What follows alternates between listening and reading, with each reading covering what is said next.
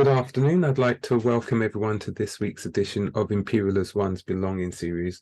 It's a series where we explore the lived experiences of individuals from the Black, Asian, and minority ethnic communities to hear their stories, because hearing their stories, it's really important for us to understand who we are and how we interact with each other.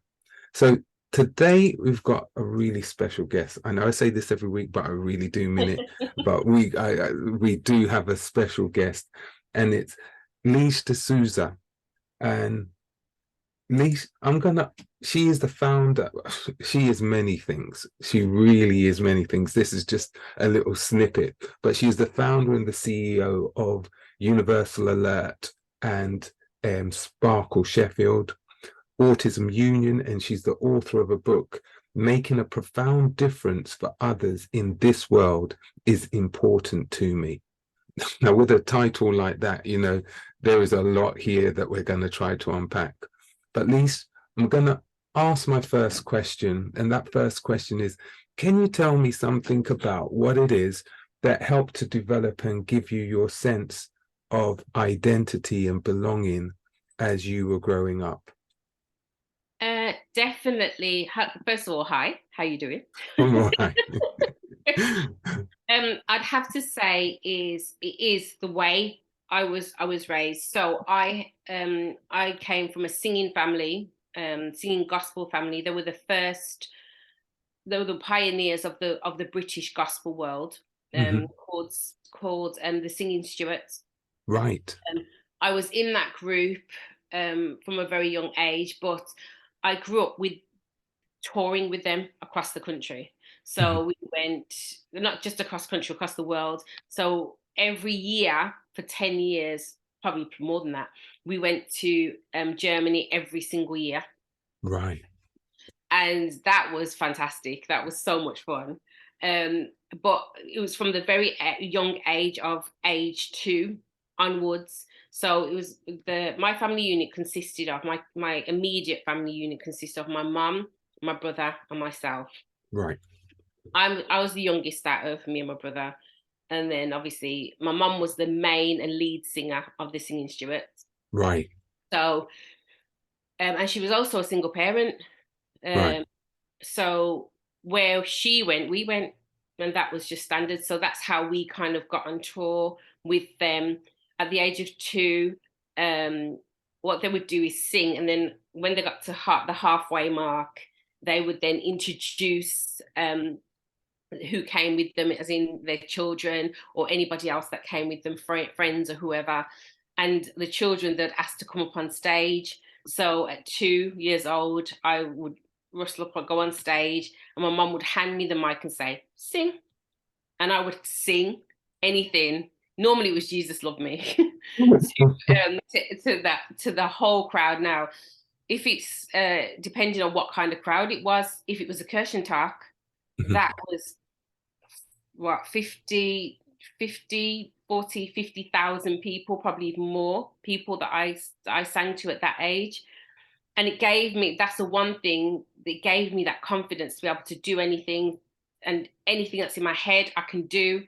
If you're raised more or less on stage, Yeah. because that's what initially happened. So once I was old enough, then I joined the group, and that was at the age of 15. But by Right. that, I'd had so much experience on stage, it was nothing to me. It was like it was a natural flow of events. It was the next stage to what was going to happen anyway. So yeah, that's where I got my confidence from. That's where I got everything from, really, I'd have to say, because you're thrust into that limelight. And also they were very good. The family were very good of making me think on my feet. So when I say the family, so it was my mum and her brothers and sisters that were in the group, the cousin that played the double bass, and yeah, they were very good at throwing me in the deep end. So if like we started singing a song and I had no idea what this song is, it's not something that we practiced, but they didn't care about that. So they would start singing this song, and I'm on stage now in front of people, and I'm going, I don't know. And my mum's going, "Well, just sing." Well, how do you just sing when you don't know? So I put down one piece of miming. So miming and expressions, hoping to blend in. But it taught me to think on my feet. By the time that song was finished, I knew at least the chorus. Yeah.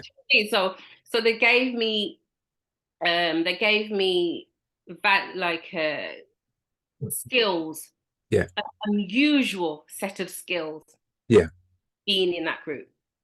So your whole exposure from a very young age was on stage, it was Yeah, singing, and that yeah. gave you confidence to know you can stand up in front of people and not just perform, but to deliver a product which would be beneficial, people would enjoy doing. Not just that, I could walk into a room and be myself, Mm-hmm. and that was important as well.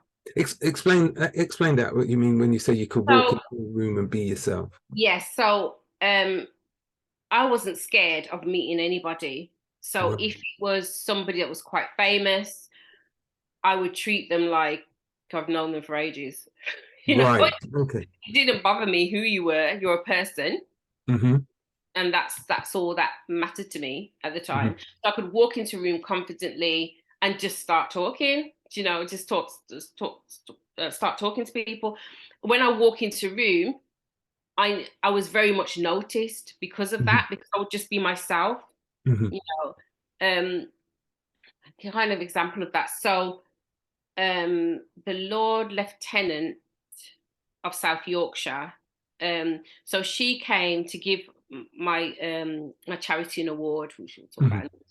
about. And when she came, um, everybody said, right, you've got to do everything formal. You've got to be very, when you speak to her, don't curtsy, but shake her hand. When she only talk when she speaks to you, all that kind of stuff. So we all lined up, ready to speak to her, and she came and she was, we did exactly what we were told.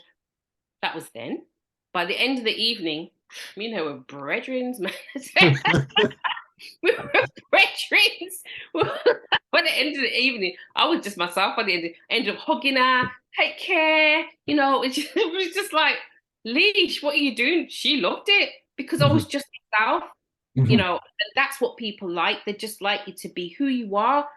And I think sometimes we do cover that, and being in that group taught me to be who I am on stage. Is not only how I am on stage, is how I am in general. Mm-hmm. So as you saw all of us on stage, that is what we were like in real Mm-hmm. life, you So know. so effectively, when you were growing up, that exposure, that level of exposure gave you the confidence, gave you that inner strength, that inner understanding of this is who I am. Yeah, How, inner strength is a good word. yeah. So Mm. tell me about, so that's from, because that's kind of like your not touring life, but that's the life you, what about when you were at school? Were you exactly the same academically? Because if you're touring and all of the, how was it when you were at school? So when I was at school, I was I've got a hidden disability. I'm dyslexic. At school, that was not acknowledged or picked up. So I went through school with I'd say, the typical stereotype of, oh, she's brilliant at drama, she's brilliant at dance, she's brilliant at music, but academically, I was failing in English and maths. Mm-hmm. And that's because the letters were jumping around the page, Mm-hmm. things were backwards to me, and that wasn't addressed. Even Mm-hmm. though I explained that when I was younger, it doesn't look right to me. And I said things I was very Mm-hmm. vocal about, and they didn't really care about that because I was doing really good in sports, and we were winning matches, and we were winning. Our school was winning cups and stuff. So does it matter that she cannot, she struggles to read, or she struggles with math? Mm-hmm. Uh, and with that, in the book, it does actually say, in my book, I actually show my grades. You could see the Mm-hmm. decline. I start off really well, and you can just see me declining in English and maths, and them saying things like, maybe she needs more support and stuff like that. And they kind of accused my mum of, Mm-hmm. is there something going on at home? You Hmm. know, Hmm. is there anything going on at home that could be causing the problem? And Hmm. the thing was, things weren't brilliant at home because there was Hmm. domestic violence going on at home. So when they said this to my mum, then of course my mum then came home from parents' evening saying, "What did you tell them? You tell them my business?" And I was like, "No, no, no, I wouldn't dare tell them." "You sure?" Because she asked me if there's anything going on at home, and I said, "No, mum, no, no, no, no, no, no, no. I didn't say anything. I wouldn't dare." But that was that's how they coped with it, with a hidden Hmm. disability at that time. It's nowhere near like now when things are picked up, because I've got 4 children. Hmm. 3 of my children have a hidden disability. Three of them are autistic. 2 of them are dyslexic, um, and all three of them have slow processing. I have slow processing, and also my second eldest, he has learning difficulties, and he presents as a situational mute. Hmm. So in situations, he clams up, he stops talking, and he's not able to communicate with anybody. But he's 18 now, and he presents as a preschool child. Right. He still loves Peppa Pig. He still loves, all the lovely things, the things that when you say you wish your child could be a child forever. Well, I've got the wish that I asked for. Hmm. Not that that's a good thing. Hmm. There's benefits and there's a lot of not great things about that. Hmm. Um, so when it came to noticing that my son, my second eldest, when he was at school, I noticed that there were certain things. He was having problems in English and maths just like me, but he was causing problems. So he would mess about, and it's obviously to deter from him not being able to do the work because he was struggling with the work. And I Hmm. noticed that. Hmm. So I went to see them and I said, "Look, this is what not went to see them. I called them and I said, "Look, this is what I think is happening with my son. Hmm. He needs a dyslexia test." At that point, I didn't know he was autistic, Hmm. and they said he needs a dyslexia test. um, I said he needs this dyslexia test, and they were like, "No, no, no, he's too bright. He can't possibly have dyslexia." And I'm thinking, well, why can't he? You can be bright and be Yeah. dyslexic. And they were saying, "No, no, there's no need for him to have it.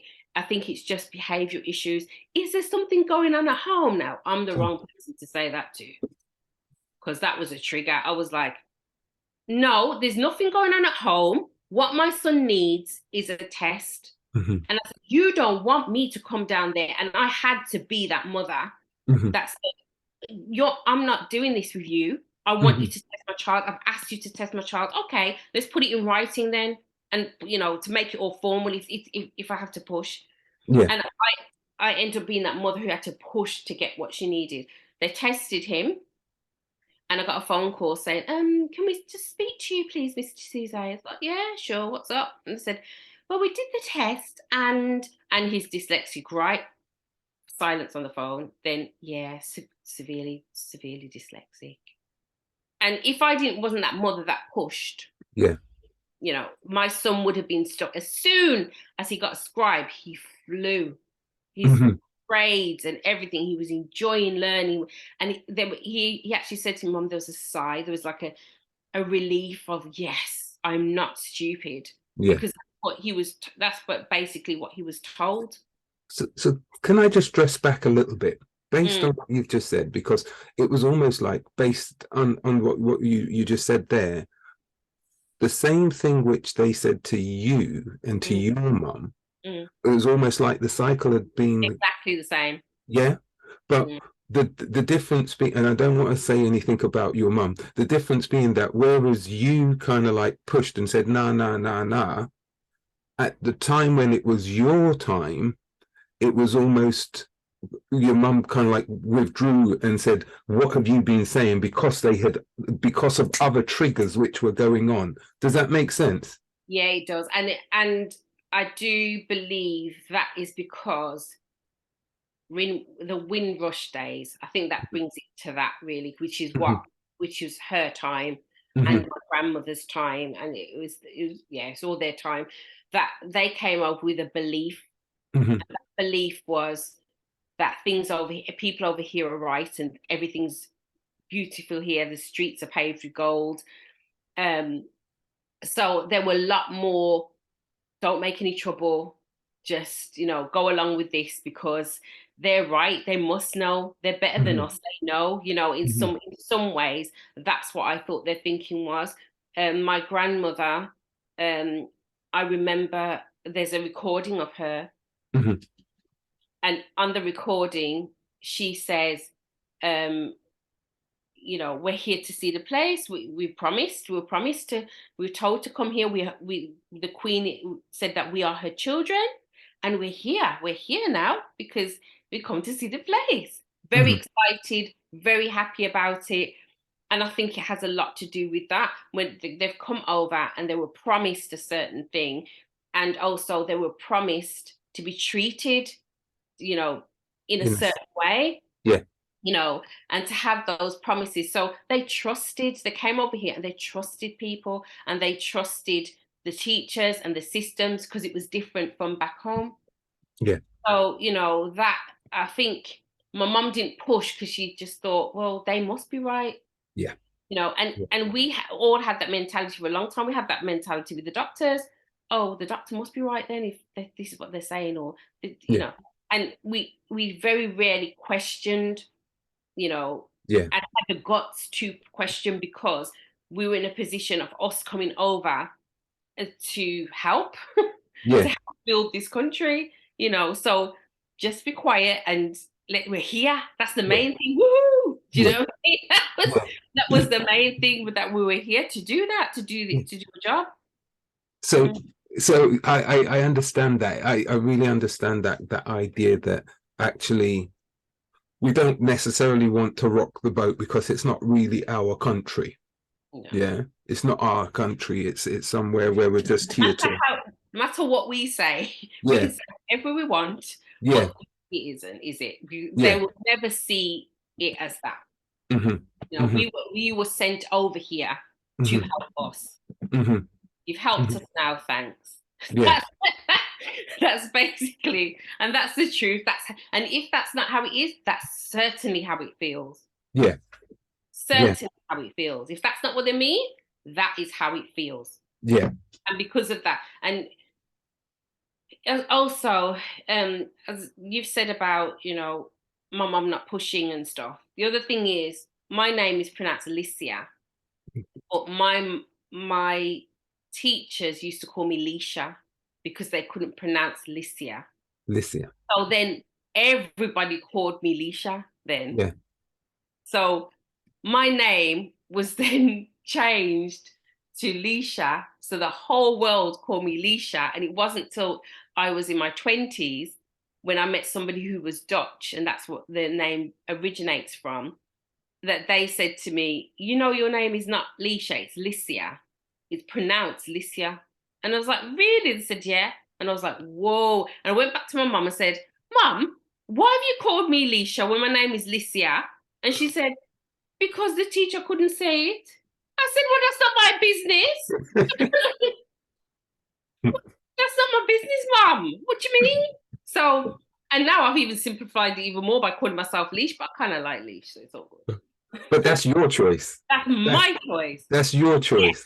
Yeah, yeah, because the name your mum, Liesje, which was what your mum had originally called you. That's and it means, Liesje means blessed by God, and I certainly am, and that's important.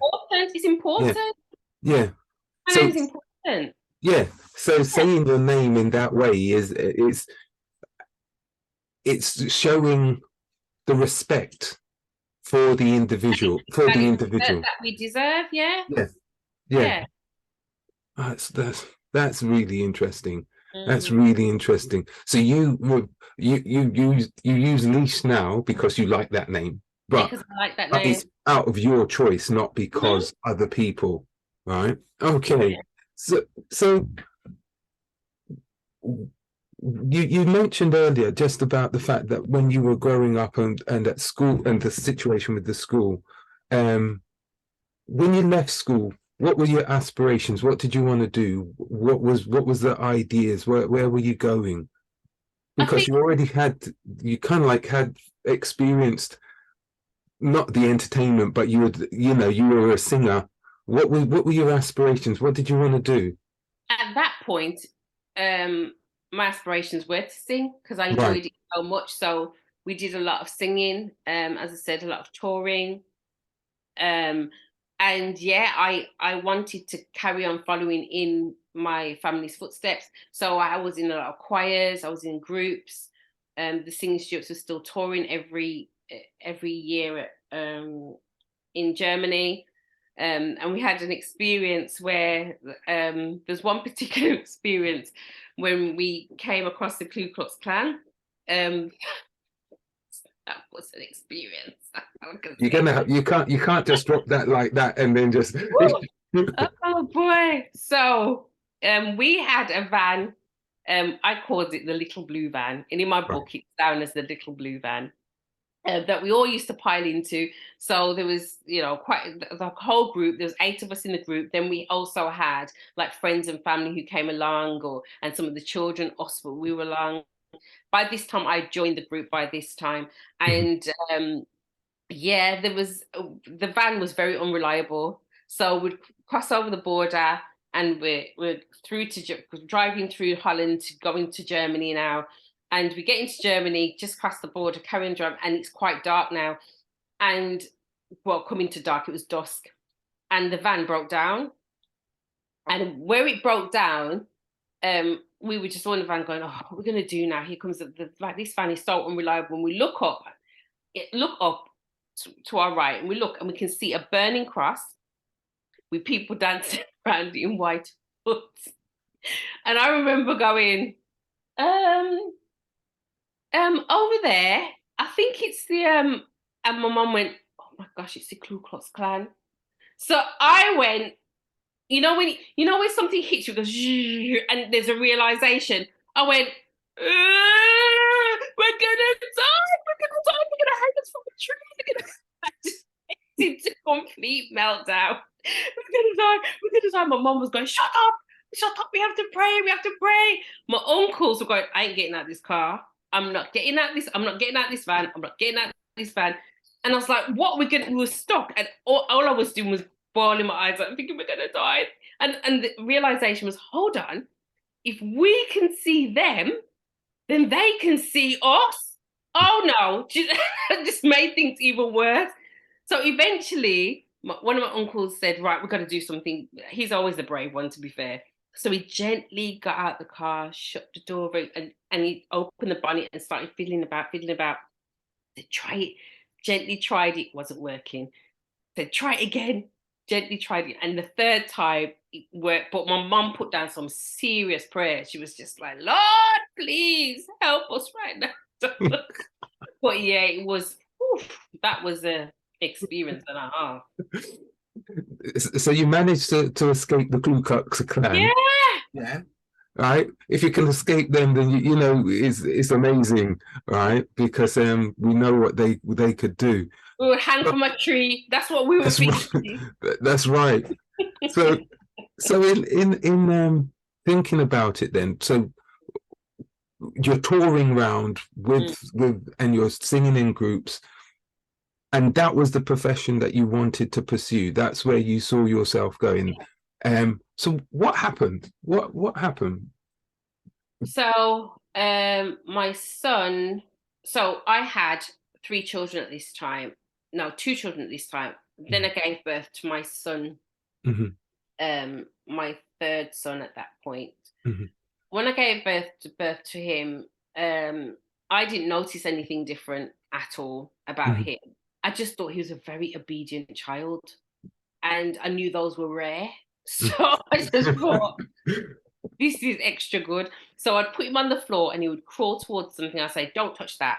And he'd just turn around and go the other way. And I was like, Lord, you have blessed me beyond abundance. Because, he was just a perfect child. I could put him to sit somewhere and he wouldn't move. Like, as long as it's a program that he liked, which was generally the Mr. Men, but Mm-hmm. I could put him there and I could hoover around him and he would stay in the same place just watching. I didn't realize that these were he was thinking in a different way in his Yeah. head. Yeah. So when that happened, I didn't notice anything. It wasn't until um, my grandfather passed away, and we, in our community, everybody comes around to the house to bring food, Yeah. and everybody's there for you. And yeah, literally, when it came to people visiting, I was upstairs with my son, and my mum said, bring him downstairs, everybody wants to see him. And at this point he was 5 months old. Right. I brought him down, and he got passed like pasta parcel everywhere. But Yeah. as he was being passed from one person to the other, he was screaming his head off. He was just constantly screaming and screaming. I thought, oh, that's a bit. My mum said, maybe it's too loud. Go back up, because there was a lot of people, because there were Mhm. singing Yeah. Stuart, so there was loads of people.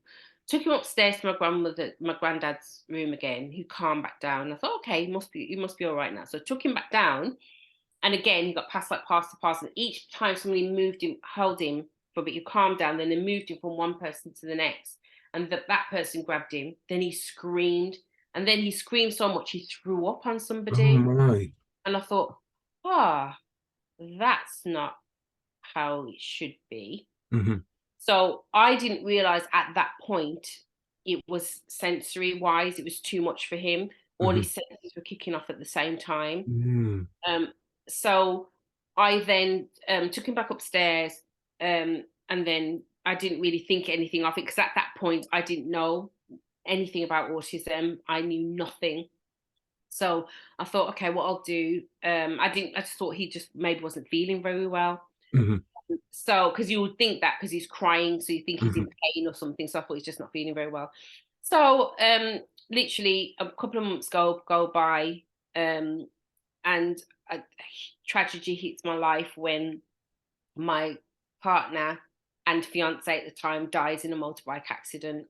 Oh no. And when he died, everything there was no, I had no thoughts. I was existing. That's the word. Hmm. I got up every day. I looked after the children. I came back home. I cried, and I just did what I had to do. Yeah. So noticing other things that were happening with my son, noticing that he's lining things up in a row, that he's getting very angry very quickly, noticing all those little things I didn't see because Yeah. I was breathing, so I saw Hmm. nothing. Hmm. So when he started lining things up in a row and doing things, the nursery was seeing things. And then one day they said, Leash, we need to talk to you. And I said, yeah. And they said, you need to come, we need to speak to you about Jaden. I said, okay, why? What's he done? Is it something happened? She goes, no. She goes, have you noticed anything at home with him? And I said, no, not really. But I was literally, I can't explain to you, I was literally walking around in a daze, Yeah. because I'd seen my fiance that morning, and by the evening he had died. Hmm. And I was in Sheffield, and his body was in Birmingham. Mm. And so I was not able to process that he had died. Um, his family were being difficult with me, Hmm. and so I didn't get to do anything that I wanted to grieve like a proper fiance. I didn't get Hmm. any of that because they took all that away from me. Hmm. So as soon as he died, there was no closure for me ever. Yeah. So that was really difficult. And on top of this, now we had a possible diagnosis of some sort with with our son. Yeah. So when I went to, they said, right, what we need to do is get him assessed. So there was a 12-week assessment. And in that 12-week assessment, at the end of it, they literally put you in a small room with three people. It's normally the educational health psychologist, the consultant, and somebody from speech and language, normally, generally. And then they basically say, yeah, your son is autistic. Um, and I said, okay. And they said, do you know what that means? And I was like, no. And they said, well, he won't be able to talk. He'd probably be in nappies till he's 17, 18. He won't be able to say, I love you. He won't have an imagination. They went through a whole list of things that he wouldn't be able to do. And I was Hmm. like, stop, until I had to say, just stop, stop, stop, stop. So what will he be able to do? And they said, well, at this point, we're not sure, you know. I Mm. said, right, what information can I have? So they gave me like a A4 piece of paper that was folded into three. And everybody gets that to this day. And they give you that and they say there's some courses, but you can't bring him. Well, I didn't know anybody because I'd moved from Birmingham to Sheffield. So I didn't Mhm. know nobody, so nobody could look after him. So I thought, well, what do I do? So I started my own group because I thought if I'm going to learn from people, I can learn from others. That's the best way to do it, to learn from other parents to kind of figure out how to do this. Yeah. Even when he was diagnosed and they sat together and said, he's autistic, do you know what that means? And they went through everything. They looked they I said, okay, when they told me everything, they looked at me and you could see them looking at each other and looking at me and looking at each other and looking at me. And I was like, is there a problem? And they said, well, at this point, people normally get quite upset. I said, hold on, are you waiting for me to cry? And they said, well, generally people do. Is there anything that we can do to? And I was like, no, this is my child. No matter what Mhm. you say, it doesn't change the fact that he's my child. I just Mhm. want to know how to help him. Forget Mhm. crying. What can I do to help my son? What Mhm. what can I do to make his world easier? What do Yeah. you mean? And that's when they kind of realized, oh, this is not how we normally do things. So, once I left there, I spoke to my family. I spoke to my mom and my brother. They were devastated. My mom boiled down the whole place. My brother just said, I'm going to bed. And he just went to sleep because he was just so distressed. I wasn't, because I just thought, does it matter? He's still my baby. I've just got to That's figure right. out. I just got to figure out a way forward. And my way forward was to find more information, and the only way to do that was to start my own organization. So So, so my career changed from being a singer, from being this person, to being an advocate, to being a champion for autism, for learning more autism, to being a consultant, to being um, somebody who wants to make a change. And that's how my career shifted. And it's really weird how it did, to be honest. so it was that moment of your son, your Mhm, third, your third child, your mhm, son getting that diagnosis of being autistic, which mhm. kind of like was a pivot point for you in your life. A combination. It was the death of your fiance, the and then the realization that one, you're by yourself, and then you've got an autistic child which you have to take care of. Now, you mentioned earlier on that you're dyslexic. Did Mm. you know that you were dyslexic at this moment in time? No, but that time when he was when no, I didn't find out I was dyslexic until I started my degree. Hmm. So I've got a degree in early intervention and family support, Hmm. which was interesting actually, because it's interesting how I even found that course. I don't know why I did that course, but it's that course that's exactly what I'm doing with my Hmm. company, so with my charity. So the fact that I got something to support that without even realizing that that's the path I was going to go down is Hmm. how that happened. So yeah, so when I started my degree, I realized I was struggling to, even more. Hmm. And it was the person who was the tutor at the time who said to me, she says, Chrissy said, Leash, I think you need some more support with this. Shall we try a dyslexic test? We did one. She was like, you are seriously dyslexic. Yeah. So yeah, I didn't have a clue. So in all of those years, yeah, from school when the teacher was just saying, oh, well, you're just not trying hard enough, right? It wasn't And just then, the teacher, uh, it wasn't just the teacher. There were members of my family as well. So when it came up to the 11 plus, they said, don't bother to try, Leash, because you won't get through it. And I mm, wasn't given the opportunity to do that. And that was based on what they heard the teachers saying. That was right. it. trust in the teachers. That's trust aspect again. Yeah. That's them trusting the teachers, saying the teacher knows best, so don't let her try, because they've basically said that she can't do it. So she can't. It's no different from them saying, my son won't be able to say I love you. He won't be able to, he'll be in nappies, he'll be able, he won't be able to be creative. All these things, and by the way, he can do that and so much more. Yeah. Every single thing they said he wouldn't be able to do, he can do that and so much more. Cook his own cornmeal porridge with coconut milk.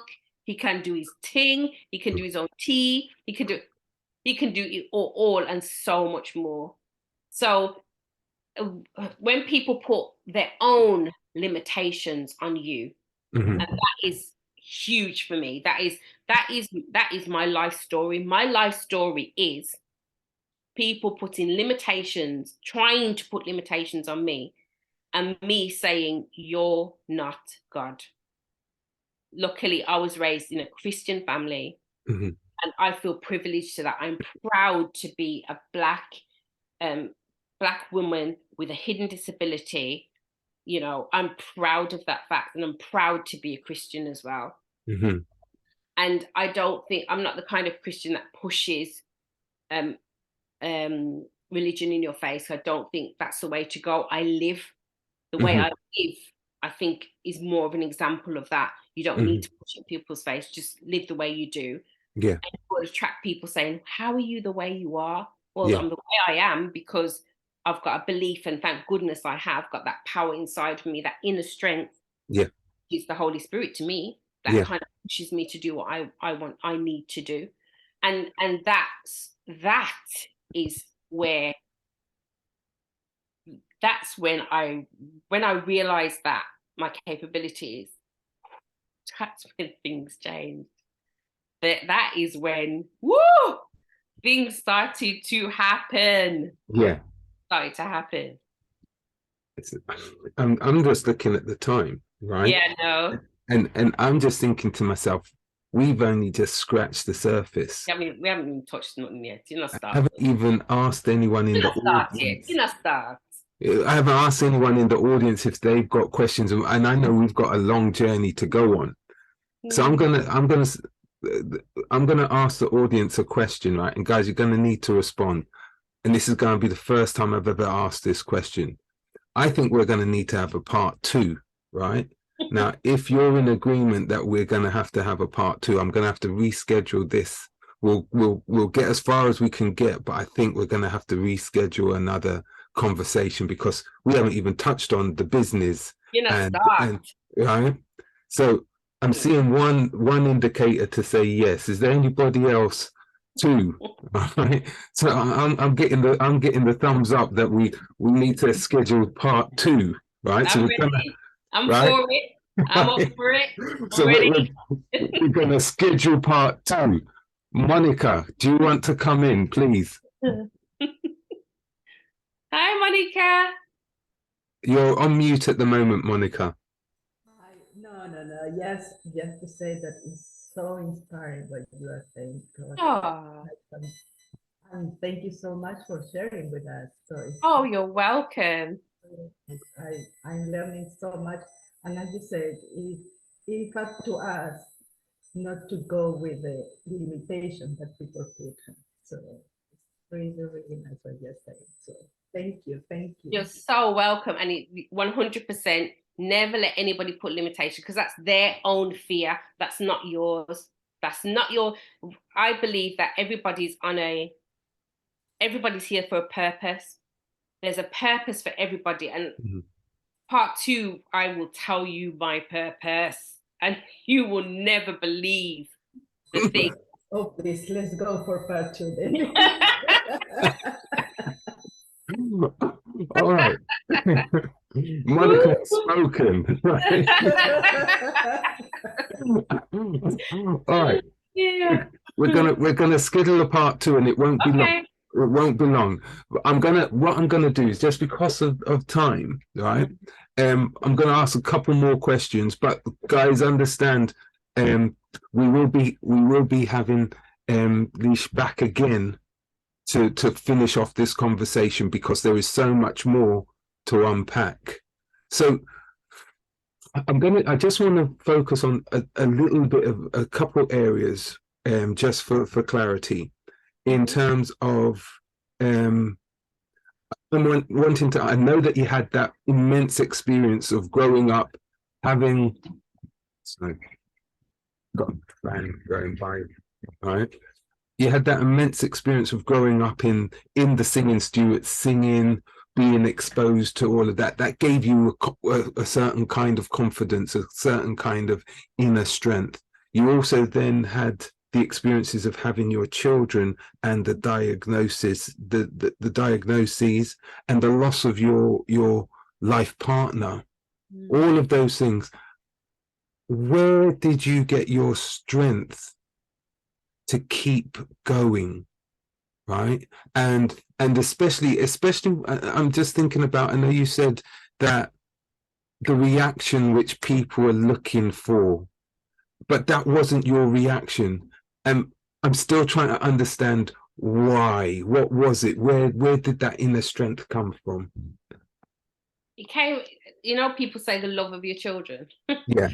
It is love of your children. It's the protective instincts that automatically kicked in. Mm-hmm. So when they said, he won't be able to do this, he won't be able to do that, while they're saying that to me, when they've spoken to other parents in that way, they've gone, In fact, I'm going to be honest with you, when I started up my group and I spoke to parents when they go through diagnosis, I've been a couple of times with quite a few of them because I've had nobody. And I was with nobody at that time because obviously my partner died. Mm-hmm. I went on my own because my family was in Birmingham. So I went with a couple of them. And when we came out, the majority, I would say, probably about 80% of them say to me, it's like the death of a child. When they get that diagnosis, death of a child, because all their expectations, their hopes, their dreams for that child, they don't see that happening anymore. So in their head, this child that was going to get married, that was going to do this, was going to do that, none of that's going to happen. They're just going to have a child that's dependent on them for the rest of their lives, and that's what they thought. Yeah. So when that happened, that is what they expected me to do. They expected me to have that same reaction. But my reaction was, no. What information is out there? What do I need to know? And I believe, because my grandparents taught me, what you put in is what you get out.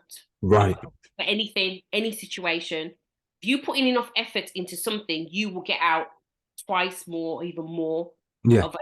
And that was my belief. So regardless of what they said, there was that, and there was this, as I said, I'm a strong believer in God. So I had the in my head, while they were saying all the things that wouldn't be able to happen, they thought, in my head I was thinking, well, you're not God, so you can't tell me.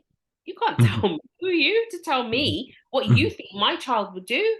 God will give me the skills to be able to deal with my child in the way so that he will live a fulfilling life and contribute to society in a bigger way than you will ever know. And he did, because my son is the real founder of Sparkle Sheffield. And Sparkle Sheffield is woo!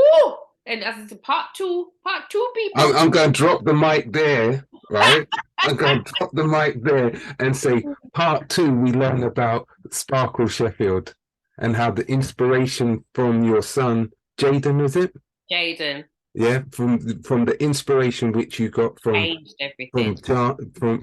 Jaden resulted in Sparkle Sheffield. So people, you need to tune in next time, or you can go and have a look and see the amazing things which Sparkle Sheffield and how it's transformed and revolutionized lives of people with autism.